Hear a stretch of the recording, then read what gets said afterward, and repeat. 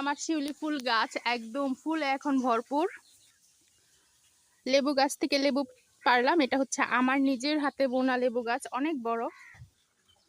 আর এখানে একটা বিশাল সাইজের পেঁপে, মানে একদম পেকে টসটসা।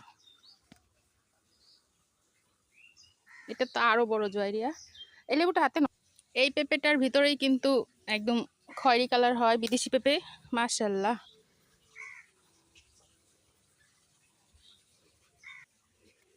এটা ঘরে রেখে পাকাবো।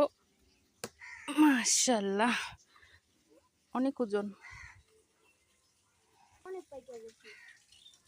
এটা আমরা এখনই কাটবো।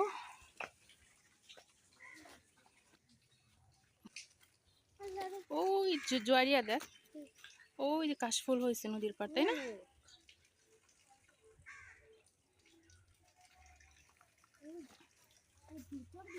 কাশফুল অনেক ওই দিকে, ওই সাইডে অনেক, তাই না? অনেক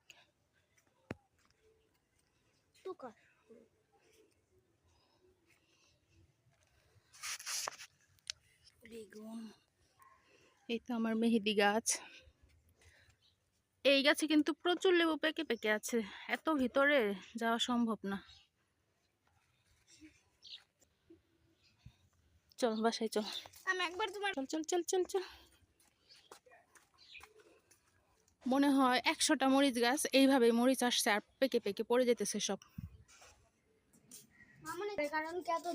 এতদিন বৃষ্টি ছিল না, এখন তো রোদ, এখন তো মিষ্টি হবে।